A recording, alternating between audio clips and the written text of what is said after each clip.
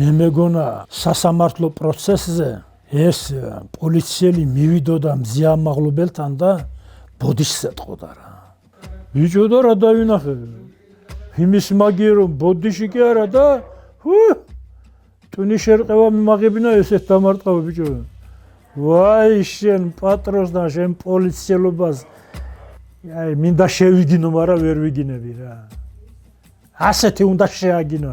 როგორ ბიჭო ქალმა რა ასა მივიდოდი და ვეტყოდი მზია ბოდიში მაპატიე რომ რაღაცა საქმე აღიზრა.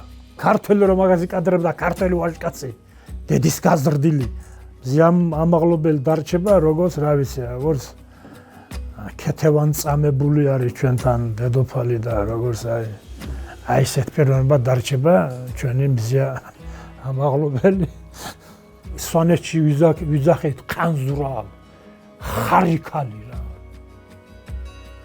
ხარია ყანზურას ვიძახით ჩვენ აი ესეთ აი ჯიგარქალს გაიგე და აი ასე გამოითქმის ყანზურა როკლალა ესე იგი აი ხარიქალია რა რაცვალე მის დამბადებელს და მის ჯიშს და მის ჯილაკს სიმტკისე გვანახა ბიჭო ქართველო ის არ დაუწყორ მაპატიეთ და რაღაცა კი გავარტყი მორჩა გათავდა არ დაიხია უკან